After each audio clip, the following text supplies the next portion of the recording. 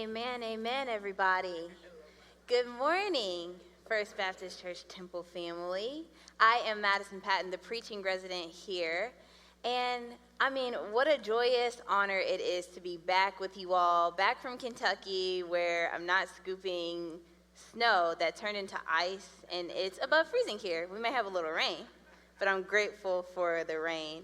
And I'm grateful to be back in front of you all wonderful people. And even more so excited to be able to share with you all today. After a whole semester, I'm just so blessed. So I'm looking forward to it. But briefly, before we jump into our message for this morning, as you all may know, we are journeying through a series entitled With, the One Another Life, that speaks to this call of living in community with our fellow believers in the way that Christ has called and led for us to follow. We kicked off this month by covering what it means to love one another, followed by what it means to bring out the best in one another. Last Sunday, we looked at what it means to be real and vulnerable with one another, and now we are here to go deeper in our series. So this morning, on my first Sunday back and first opportunity to preach for you all, I would like to share a theme that is connected to a certain type of seasoning. And maybe I'm a little ahead of myself. I have the opportunity to speak to you all on the topic of being at peace with one another. Say that with me. Being at peace with one another. Amen. So, Madison, what did you mean by you get the opportunity to speak to us on a certain type of seasoning? Good question. So join me in our text this morning in the Gospel of Mark, chapter 9, verse 50, and I'll be reading from the New Living Translation, which states, and I'll give you all a moment to get there. My translation says, "Salt is good for seasoning, but if it loses its flavor, how do you make it salty again? You must have the qualities of salt among yourselves and live in peace with one another."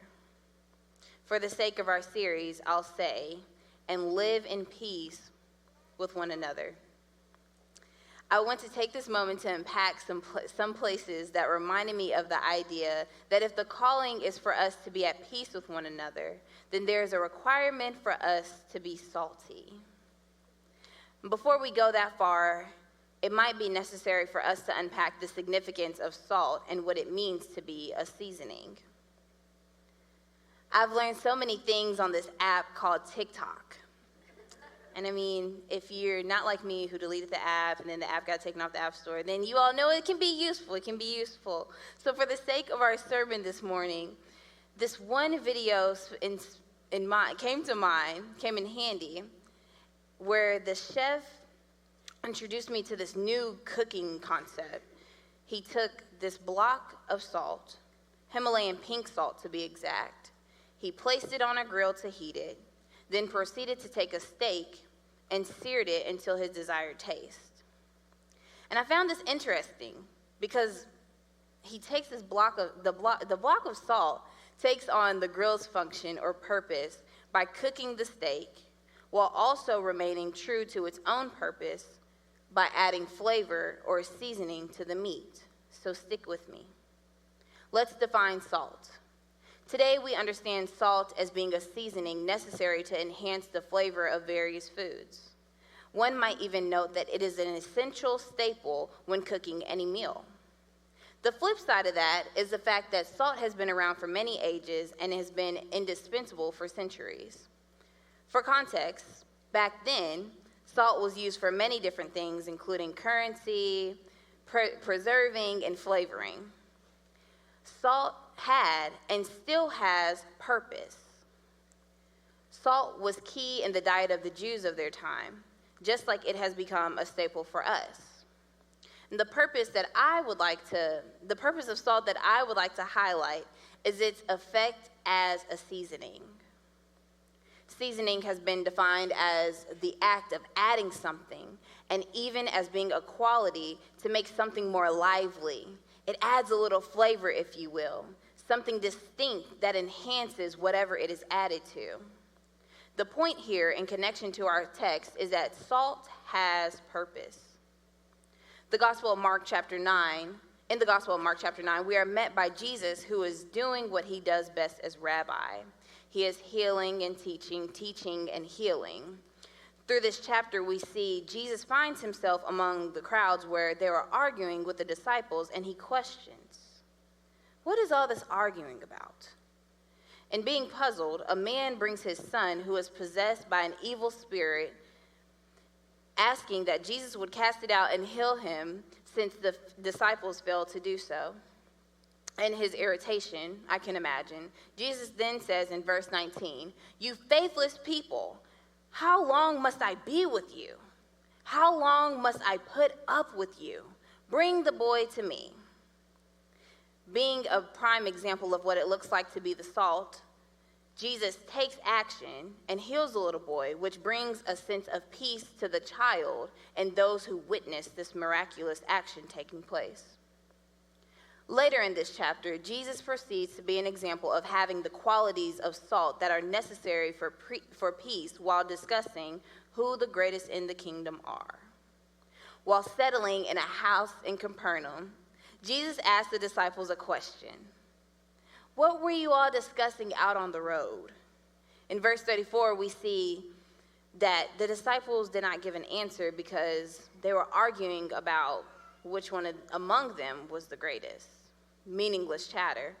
But Jesus, as the salt, takes this opportunity not to engage in that meaningless talk, but he teaches them about what it will actually take to be recognized as first in the kingdom.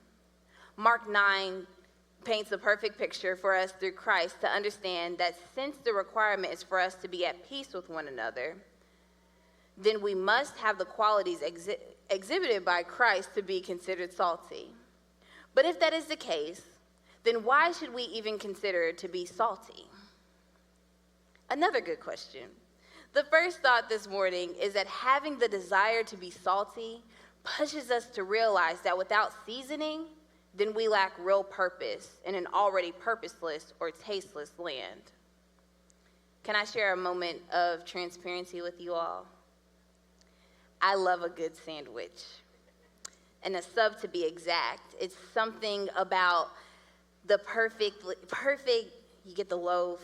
I'm going to use Jimmy John's as an illustration. Love Jimmy John's. They have the perfect loaf, and it's the thick slice of wheat bread, and it's not the typical little sub.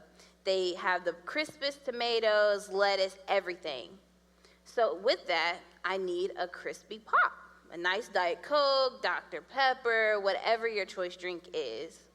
But something is missing. Something is missing. What would make it complete, this entire meal, is a bag of chips, a little bag of Lay's. That's all I need. So hear me out.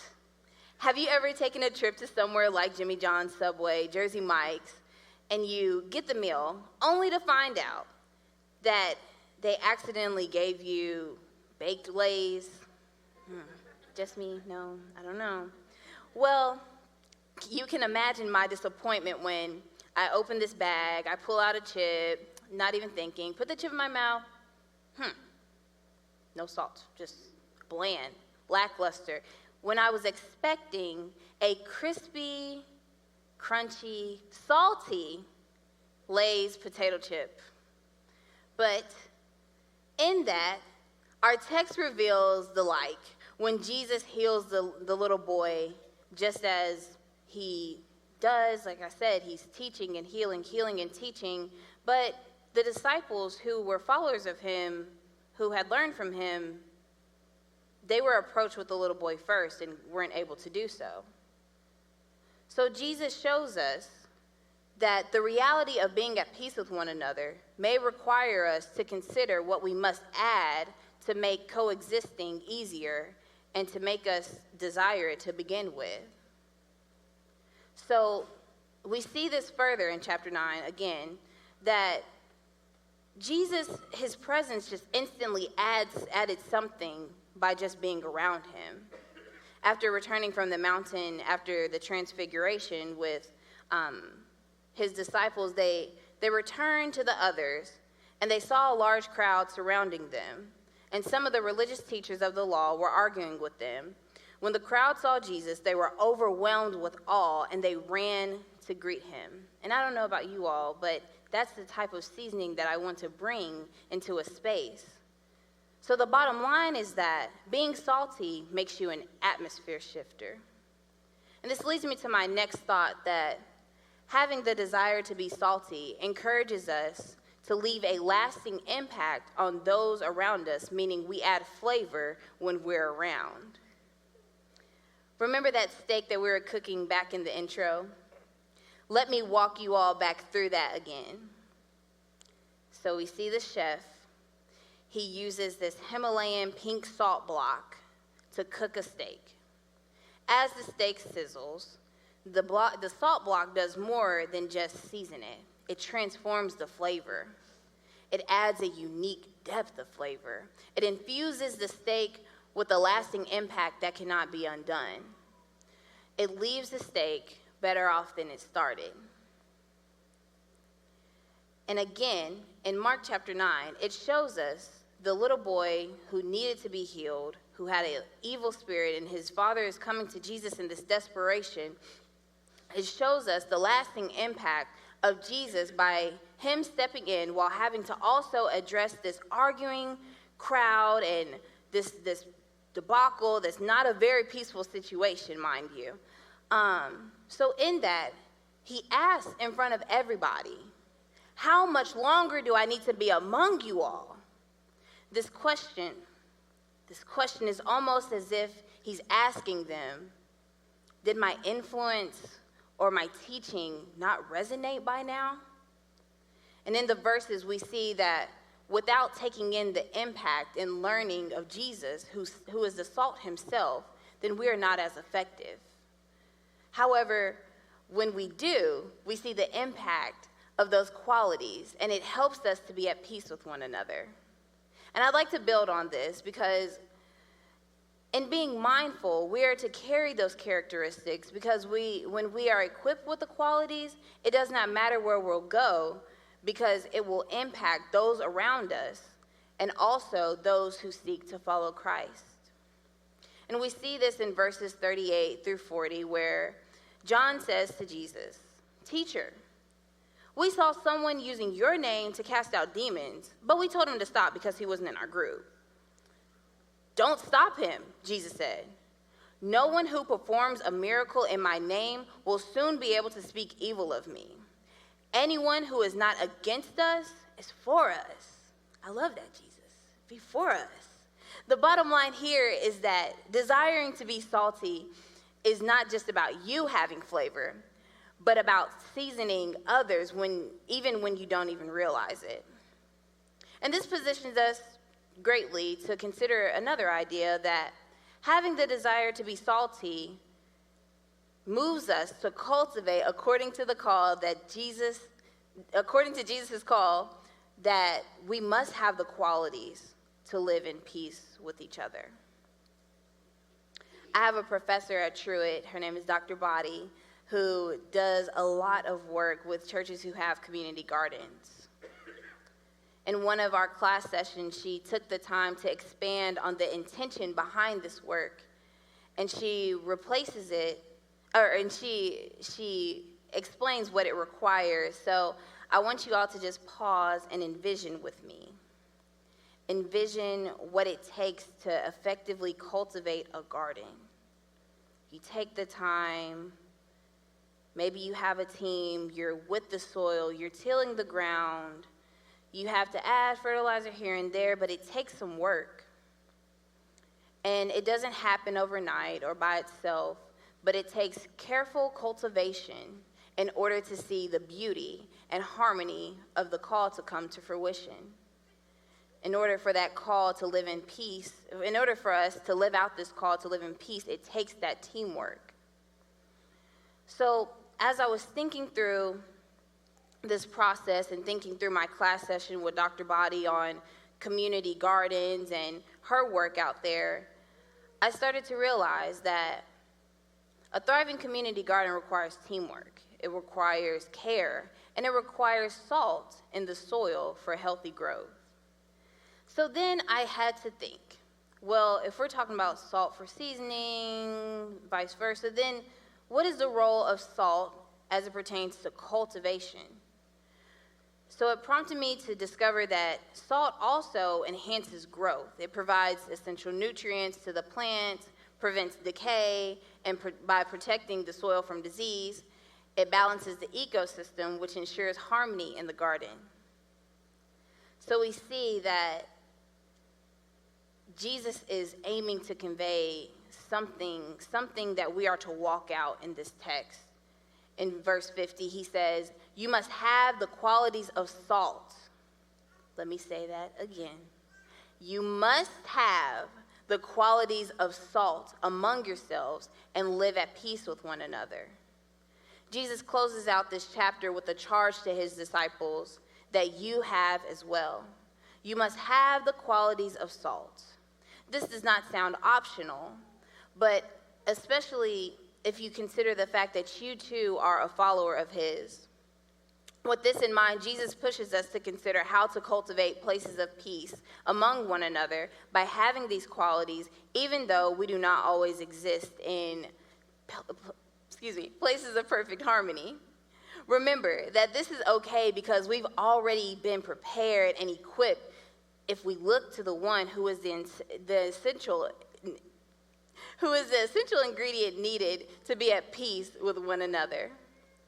So for us today, this is good news because Jesus shows us how to be the salt and how to carry the qualities in this chapter.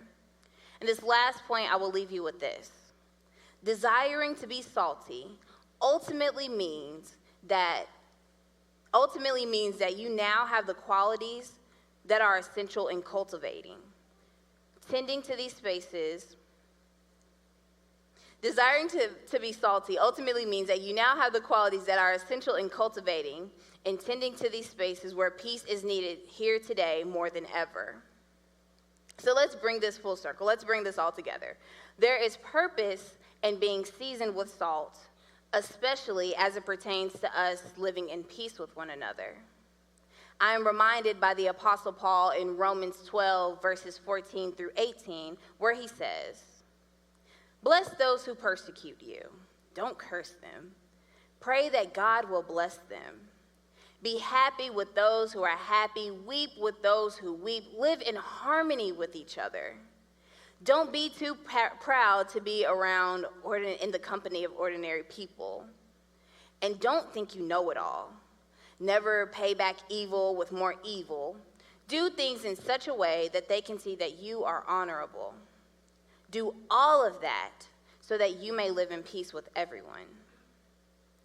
And I like the way that the Message translation puts it. If you've got it in you, then get along with everybody. And I'll even add this. If you've got salt in you, if you've got salt on you, then get along with everybody. You see, Paul paints the picture of what it looks like to purely operate in the call to live at peace with one another given to us by Christ. This is not a promise that in each setting we find ourselves in, it'll be full of cupcakes and rainbows. No, but it does instill in us the hope that if we have given Jesus our yes, then we too have been seasoned to walk out these directions given by Paul and live by Jesus. Our challenge today and going forward is to ask yourself, how will you humble yourself before God and ask him to give you a heart that desires to partake in this call for us to live in peace together? The choice has already been placed in our hands, children of God. We can choose to be seasoned with purpose, a distinct flavor, or you can choose to conform to a tasteless world that will not impact you or add anything to you at all. Choose to be salty. Choose to preserve the qualities of salt. Walk in the purpose. Carry the peace of the one who is the Prince of Peace. So can I leave you all with this one nugget? It must be our desire to be impacted by the one who came into this world as the salt that we are to glean from, so that we can take that same seasoning back out into the world and flavor it with a lasting and unique flavor that is transformative and pleasing unto him. That is how we will fulfill this charge for us to be at peace with one another. And to me, that is great news. So you all, join me in saying this prayer. Find a heart or a posture that's before the Lord that's comfortable for you. And you can repeat it out loud, or you can just say it to yourself, but join me. Lord, I want to be the salt. I want to be seasoned more like you. I want to walk in the call of living in peace just for you.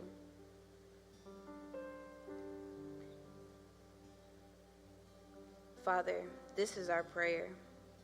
In the name of Christ, we say together, amen.